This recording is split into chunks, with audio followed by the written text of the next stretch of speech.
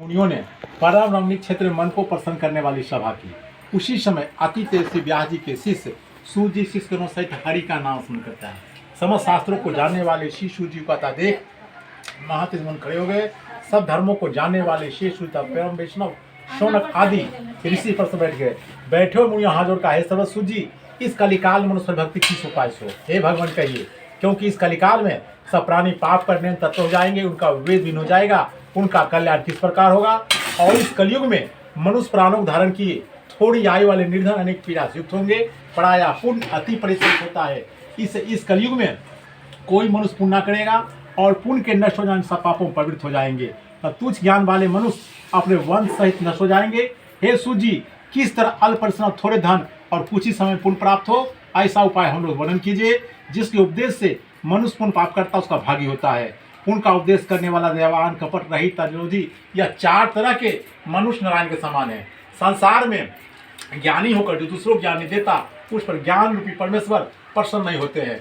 जो पुरुष रत्न रूपी ज्ञान से दूसरों को संतोष देते हैं उन्हें मनुष्य उदाहरण की नारायण ही जाने। हे महात्मा, ऐसा कौन सा व्रत है जिसके करने से मन वांछित फल प्राप्त हो, वो हम लोग सुनने की इच्छा है। हे मुनिश्रेष्ठ, आप वेद की ज्ञाता है, आप जैसा दूसरा कोई वक्ता नहीं दिखता, क्योंकि आप वेद व्यास जी परम शिष्य हैं। सूत जी बोले, मुनिश्रेष्ठ तुम धन्य हो, तुम वैष्णव आगर्ण्य हो, कारण तुम सदैव प्राणियों की चाहते हो। हे सोनक सुनो, मैं आपसे उस उत्तम व्रत को कहूंगा जिस व्रत को नारद जी लक्ष्मीपति भगवान से पूछा था और जिस प्रकार भगवान नारद जी ने कहा, हे ऋषिगण उसे सावधानों को सुनो।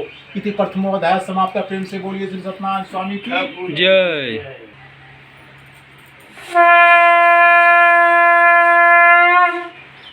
नारद जी समस्त प्राणियों के हित की इच्छा से अनेक लोग घूमते मृत्यु लोक में आए। यहाँ उन्होंने देखा सब प्राणी अनेक पीड़ा से युक्त होकर अनेक यौन उत्पन्न होकर नीच पाप क्रम से दुख पा रहे हैं। यह देखकर विचार किया कि इन लोगों का दुख किस प्रकार दूर हो। ऐसा मन विचार कर वो विष्णु लोग चले गए। वहाँ जिनके शुक्ल वर्ण चार भुजाएं हैं, जिन्होंने शंख चक्र धारण किया और वनमाला सुशोभित देवेश नारायण उनको देखकर स्तुति करने लगे। नारद जी बोले, हे महाराज, आप वचन मन से ना कहने ना धारण करने योग अनंत शक्ति युक्त और निर्गुणात्मक है। हे महाराज, आप सब प्राणियों को उत्पन्न करता और भक्तों दुख के नाशक हैं। यह स्तुति सुनकर विष्णु भगवान बोले, हे नारद, तुम किस काम से आए हो, तुम्हारे मन में क्या है, हमसे जो पूछोगे हम कहेंगे। नारद जी बोले, हे नाथ, मृत्यु लोक के सब प्राणी अनेक योनिस उत्पन्न होकर नीच पापों से क्लेशित हो रहे हैं। हे महाराज, जिस छोटे उपाय उनका दुख दूर पा मैं सुनना चाहता हूँ। भगवान बोले, समझ रहा हूँ, कृपा कर तुमने बहुत अच्छा प्रश्न पूछा है जिसके करने से मनुष्य मोह से छूट जाए, मैं ऐसा उपाय कहता हूँ। हे नारद, जो पर तीनों लोकों में अति दुर्लभ है वह आज मैं आपके कहने पर प्रकाशित कर रहा हूँ। वह सत्यनारायण स्वामी का व्रत है जिसको विधि पूर्वक करने से इस लोक में सुख और परलोक में मोक्ष मिलता है। यह सुनकर नारद जी बोले, इस व्रत का क्या फल है, पहले किसने किया, किस समय व्रत करना चाहिए, आप विस्तार पूर्वक कहिए। श्री भगवान ने कहा, इसके करने दुख शोक आदि का नाश, धन धान की वृद्धि, संतान की प्राप्ति तथा सर्वत्र विजय प्राप्त होती है। इस व्रत में मनुष्य भक्ति श्रद्धायुक्त किसी भी दिन सही काल में सत्यनारायण स्वामी की पूजा करें और अपने भाई बंधुओं तथा ब्राह्मणों के साथ धर्मयुक्त सवासेर उत्तम नैवेद्य भोग लगावे। घी दूध गेहूं का चूर्ण अथवा चावल का चूर्ण खाना अथवा गुड़ मिलावे। सवा पाव अथवा सवा सेर के हिसाब से मिलाकर श्री सत्यनारायण स्वामी को नैवेद्य लगावे। फिर भाई बंधुओं के साथ कथा सुनकर ब्राह्मणों को दक्षिणा दें। श्री सत्यनारायण स्वामी प्रसाद को अपने भाई बंधुओं के साथ खाकर रात्रि में नित्य गादी करें। तंत्र सब श्रोतागण श्री सत्यनारायण स्वामी का स्मरण करते हुए अपने अपने घर जावे। इस प्रकार व्रत करने से मनोवांछित फल मिलता है। विशेषकर इस कलिकाल में पृथ्वी इससे बढ़कर दूसरा कोई उपाय नहीं है। हे नारद, जिन्होंने व्रत को पहले किया वो कथा सुनो। काशीपुर में निर्धन सतानंद नामक एक ब्राह्मण क्षुधा पिपासा दुखित नित्य पृथ्वी भिक्षा मांगने हेतु घुमा करता था। ब्राह्मण प्रेमी भगवान नारायण ने दुखी ब्राह्मण को देख बूढ़े ब्राह्मण का रूप धारण करती आदर से पूछा, हे विप्र, किस कारण पृथ्वी पर आप नित्य घुमा करते हैं, ये हमारी सुनने की इच्छा है, यदि आपकी इच्छा हो तो कहिए। ब्राह्मण बोला, मैं तो दरिद्र हूँ, भिक्षा के लिए पृथ्वी भ्रमण करता हूँ, यदि आप कुछ जानते हो कृपा कर पूर्ण रूप से कहिए। तब वृद्ध ब्राह्मण बोले, हे दुश्रेष्ठ, मनुष्य को सिद्ध करने वाला उत्तम सत्यनारायण स्वामी का व्रत करो जिसके करने से मनुष्य सब दुखों से छूट जाता है। वृद्ध ब्राह्मण रूपी श्री सत्यनारायण देव व्रत का विधान बताकर आप अंतर्ध्यान हो गए। तंत्र ब्राह्मण शतानंद मन में निश्चय किया कि मैं कल ही सत्यनारायण स्वामी का व्रत अवश्य करूंगा। इसी चिंता में ब्राह्मण को रात भर नींद न आई। सुबह के निश्चय किया कि आज मैं सत्यनारायण स्वामी का व्रत अवश्य करूंगा और यह संकल्प कर भिक्षा मांगने गया। उसे सब दिनों से अधिक द्रव्य मिला। उस द्रव्य से उसने अपने भाई बंधुओं के साथ श्री सत्यनारायण स्वामी व्रत किया और उसके प्रभाव से सब दुख को छूटकर सर्व संपत्ति से युक्त हो गया और व्रत के प्रभाव से 97 शेष माने लगा। तभी से वह ब्राह्मण हर महीने हर संक्रांति पर विधि पूर्वक सत्य की पूजा करने लगा। भगवान ने कहा, सतान द्वारा किया हुआ सत्यनारायण स्वामी का पूजन, इसको जानकर जो मनुष्य व्रत को करता है वह संपूर्ण पापों को छूटकर मोक्ष को प्राप्त हो जाता है। इस प्रकार पृथ्वी में मनुष्य व्रत को करे उनका दुख अवश्य नष्ट होगा। इति द्वितीय अध्याय समाप्त। प्रेम से बोलिए श्री सत्यनारायण स्वामी की जय।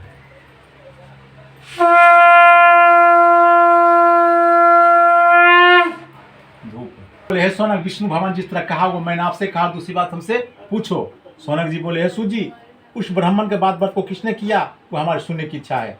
सूत जी बोले, हे मुनियों ने व्रत को पहले किया गया कथा सुनिए। एक समय निर्धर्मांशवार निज बंधुओं साथ व्रत करने के लिए उदत हुआ। उसी समय एक लकड़हारा आया। भूख प्यास से पीड़ित काष्ठ के बाहर को बाहर रखकर ब्राह्मण घर पर जाकर ब्राह्मण को व्रत करता देख लकड़हारा नर्मता हाथ जोड़ प्रणाम कर बोला, आप यह क्या कर रहे हैं? इसके करने से क्या फल होता है वह विस्तार पूर्वक कहिए। ब्राह्मण बोला, मन को देने वाला, दुख और शोक को नाश करने वाला तथा सिद्धि को देने वाला यह सत्यनारायण स्वामी का व्रत है, जिसके प्रसाद से यह धन प्राप्त हुआ है। यह सुनकर लकड़हारा प्रसन्न होकर प्रसाद को खाकर जल को पीकर श्री सत्यनारायण स्वामी का ध्यान करता हुआ अपने नगर को चला गया। आज लकड़ी बेचने जो दर प्राप्त होगा उसी में सत्यनारायण स्वामी का व्रत अवश्य करूंगा। ऐसा मैंने विचार कर लकड़ी को सिर पर रख जहाँ धनी लोग रहते थे उस नगर गया। उस दिन लकड़हारे दुगना दर प्राप्त हुआ। वह अत्यंत प्रसन्न होकर सुंदर केले के फल, शक्कर, घी, दूध, गेहूं का चूर्ण सबको सवाई लेकर घर में आकर अपने भाई बंधुओं को बुलाकर विधि से सत्यनारायण स्वामी व्रत किया और उस व्रत के प्रभाव से लकड़हारा धन पुत्र से युक्त हो गया और इस लोक में सुख प्राप्त कर अंत में सद्य लोक चला गया। हे मुनिगण, मैं आपसे और भी कथा कहता हूँ, उनको सुनिए। इति तृतीयो अध्याय समाप्त। प्रेम से बोलिए श्री सत्यनारायण स्वामी की जय।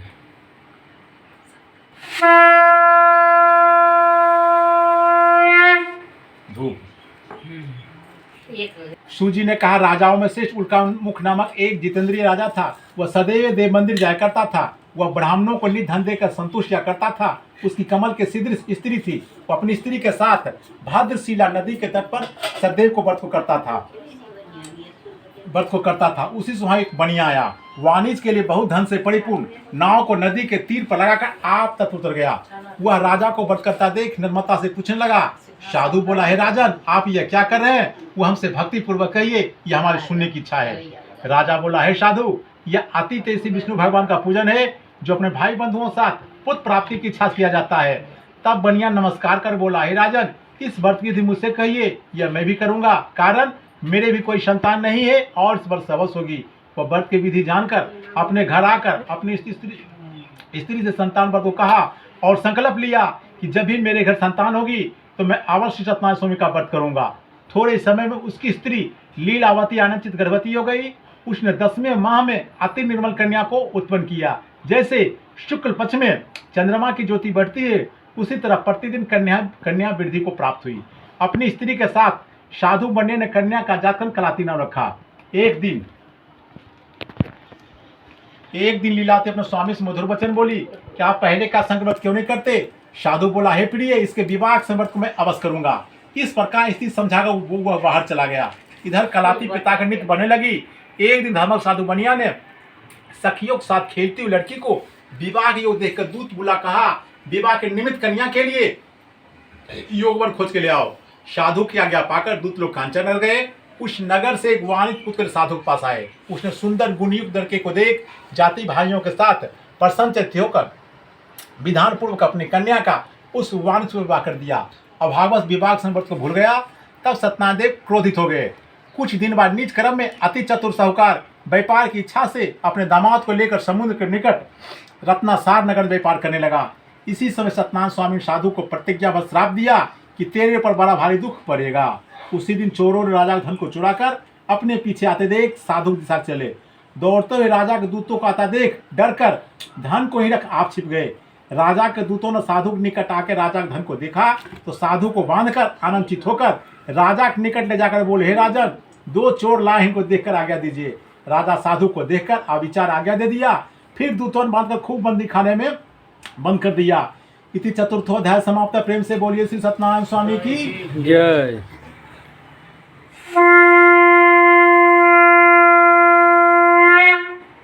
सतदेव के माया चंद्रकेतु राज दोनों बनियों वचन कुछ न सुना, उनका सब धन ले लिया। श्री सत्यनारायण के श्राप से साधु दामाद घर पर स्त्रियां दुखी हो गई। चोरों ने घर का धन चुरा लिया। आधी प्याधी से पीड़ित और भूखी प्यासी लीलावती अन्न की चिंता में घर घर घूमने लगी और कलाती भी नित घूमने लगी। एक दिन रात को भूख से दुखी कलावती एक ब्राह्मण घर पर गई। वहां सत्यनारायण स्वामी व्रत को देख, कथा को सुन, निज मत को मांगी और प्रसाद को खाकर कुछ रात को अपने घर आई। तब लीलावती अपनी कन्या को धिक्कारने लगी, हे पुत्री इतनी रात तो कहाँ थी, तेरे मन में क्या है? तब कन्या माता सतवचन बोली, हे माता, मनोरथ को परिपूर्ण करने वाले श्री सत्यनारायण स्वामी व्रत को ब्राह्मण घर पर देखी हूँ।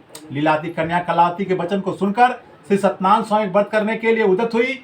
पतिव्रता साधु की स्त्री अपनी कन्या सहित भाई बंधुओं साथ श्री सत्यनारायण स्वामी व्रत किया। अवश्य सदैव से यह दिवर मांगा, खे सदैव हमारे पति और दामाद जल्दी घर आवे, मेरे पति और दामाद को अपराध को क्षमा करने योग्य था, क्षमा कीजिए।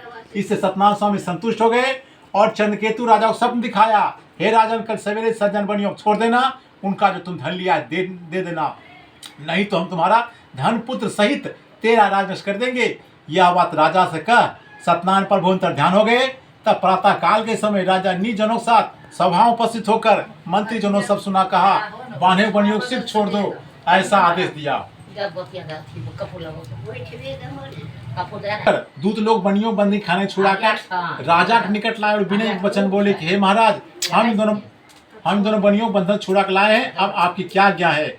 उन दोनों महाराज चंद्रकेतु को नमस्कार कर पूर्व वृत्तांत का स्मरण करते हुए राजा चंद्रकेतु साधु दामाद ने कुछ नहीं कहा। वाणिज्य पुत्रों को देखकर राजा आदर से बोले, अभागवश तुमको बड़ा दुख मिला, आप लोग भय न करना। इस प्रकार राजा दोनों के हथेली कटवाकर क्षोकर्म करवाया, फिर वस्त्र आभूषण देकर बनियों को अत्यंत संतुष्ट किया। पहले जितना धन लिया था उसका दुगना धन देकर कहा, अब अपने अपने घर जावे। दोनों बनियों राजा को नमस्कार कर कहा, आपकी कृपा से घर जाते हैं। इति पंचमो अध्याय समाप्त। प्रेम से बोलिए श्री सत्यनारायण स्वामी की जय।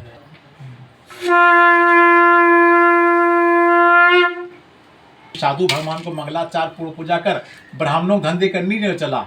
कुछ दूर जाने पर श्री सत्यनारायण देव बैस की मन की जान पूछा, तो भाई नाव में क्या है?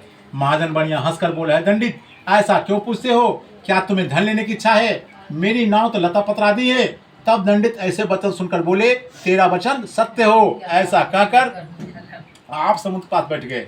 दंडित के चले जाने पर नीत क्रिया कर नाव को ऊपर उठा देख साधु पर आश्चर्य हुआ। ज्यों उस नाव में लता पत्र देखा तो वह मूर्छित होकर भूमि गिर पड़ा और सचेत होने पति चिंता करने लगा। दामाद बोला, बेवसों क्यों करते हो? उन्हीं दंडी महाराज ने श्राप दिया, हुए सब कुछ कर सकते हैं, इसमें कोई संशय नहीं है। इसीलिए उन्हीं की शरण में चलें, क्योंकि मनोरथ निश्चित होगा। साधु दामाद को वचन को सुनकर दंडित के पास गया और दंडित को प्रणाम कर भक्ति स्पष्ट आदर युक्त वचन बोला, जो मैंने आपसे कहा उस अपराध को क्षमा कीजिए। यह कहकर बारंबार नमस्कार कर शोकाकुल हो गया। तब दंडित उसको रोते हुए देखकर बोले, रो मत, मेरे वचन को सुन। तू मेरी पूजा सदा मुंह फेर रहता है और मेरी इच्छा दुर्बुझे तुझे बारंबार दुख मिला है। भगवान का वचन सुनकर साधु स्तुति करने लगा। साधु बोला, हे स्वामी, आपकी माया से मोहित ब्रह्मा देवता भी आपके अद्भुत गुण रूप को नहीं जानते, तब आपकी माया समुद्र को मैं कैसे जान सकता हूँ? अतः आप हमारे ऊपर प्रसन्न हो जाइए, मैं था विस्तार से आपका पूजन करूंगा। मैं आपकी शरणागत हूँ, मुझे पहले वाला शब्द धन दीजिए। उसके भक्ति युक्त वचन सुनकर भगवान संतुष्ट हो गए और मनवांछित वर देकर अंतर ध्यान हो गए। साधु नाव को धन से परिपूर्ण देखकर उस पर चढ़ गया। सदैव कृपा से मन पूर्ण हुआ। यह बात अपने सज्जनों से कहा, यथाविधि पूजन कर सदैव कृपा से बड़ा हर्षित हुआ। नाव को यत्न सहेज कर अपने देश को चल दिया। अपने नगर के समीप साधु आकर दामाद से कहने लगा, हुआ देखो मेरा त्रिपुरी। ऐसा कहकर उसने धन की रक्षा करने वाले दूत को वहां भेजा। वह दूत नगर में जाकर साधु धर्म पत्नी को देख प्रणाम कर बोला कि ग्राम के निकट दामाद सहित साहूकार बहुत से इष्ट मित्र धन के साथ आ गए हैं। दूत के मुख से ऐसे वचन को सुनकर साधु की स्त्री बड़ा हर्षित हो सदैव का पूजन कर कन्या से कहने लगी, मैं जाती हूँ, तुम भी शीघ्र व्रत समाप्त कराओ। लड़की इस प्रकार वचन सुनकर जल्दी व्रत समाप्त कर प्रसाद को भूल से ना खाकर अपने पति को देखने चली गई। इससे सदैव ने क्रोधित होकर उसके पति को नाव से जल में डुबो दिया और कलाती कन्या भी अपने पति को न देखकर बड़े शोक से रोती हुई भूमि गिर पड़ी। साधु ने कन्या को अति दुखी देखकर डरे हुए मन से कहा, यह क्या हुआ? और नाव चलाने वाले भी चिंता करने लगे। तब लीलावती कन्या को दुखी देखकर अति विहीन होकर रोने लगी और अपने पति से कहने लगी, इसी क्षण ना जाने कैसे अर्चित हो गए, ना जाने किस देवता का अनादर से नौका जल नहीं दिख रहा है। श्री सतदेव के महात्म को कौन जान सकता है। यह कहकर अपने जनों के साथ विलाप करती हुई कन्या को गोद में लेकर रोने लगी और कलाती भी स्वामी के नाथ देखने से अति दुखी हो गई। पति की पादुका लेकर सती होने की इच्छा करने लगी। कन्या का चरित्र देखकर धर्मक साधु बनिया स्त्री के साथ अत्यंत शोक से विचार करने लगा कि मैं सतदेव के माया से बारंबार चला गया हूँ, अब मैं था विस्तार सत्यनारायण स्वामी का पूजन करूंगा। इस प्रकार सबको बुलाकर कहने लगा और बारंबार पृथ्वी गिरकर श्री सत्यनारायण भगवान को साक्षात दंडवत किया। इसी समय दीनों को पालन करने वाले सत्यनारायण स्वामी संतुष्ट हो गए और सतदेव जी कृपा से आकाशवाणी हुई, तुम्हारी कन्या प्रसाद को त्याग कर अपने पति को देखने चली आई है। इसी कारण उसका पति अदृश्य हो गया है। यदि पुनः घर जाकर प्रसाद को खाकर आएगी तो अपने पति को निसंदेह पाएगी। कन्या ने आकाशवाणी सुनकर शीघ्र घर जाकर प्रसाद को खाकर अपने पति को देखा। तब कलाती संतुष्ट होकर अपने पिता से कहने लगी, अब शीघ्र घर चलिए, विलंब न करिए। कन्या का वचन सुनकर साधु दामाद सहित संतुष्ट होकर धन व बंधुओं साथ अपने घर को गया। उस दिन से वह हर महीने हर संक्रांति पर विधि पूर्वक सतदेव की पूजा करने लगा और इस तरह सुख प्राप्त कर अंत में सतदेव लोग चला गया। फिर सूजी कहते हैं, मुनिश्रेष्ठ हम आपसे और भी कथा कहते हैं। इति खष्टोध्याय समाप्त। प्रेम से बोलिए श्री सत्यनारायण स्वामी की जय।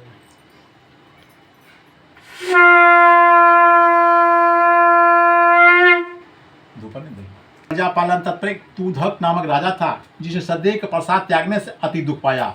एक दिन उसने वन में जाकर अनेक वीर पशुओं को मारा। पीछे आकर वट वृक्ष के नीचे सतदेव भगवान का पूजन देखा जिसको गोप लोग भाई बंधुओं साथ कर रहे थे। अहंकार से राजा ने गया सतदेव को प्रणाम किया। जब गोप लोग राजा प्रसाद देने लगे, राजा ने प्रसाद को नहीं लिया। तब गोप लोग प्रसाद को रखकर चले गए।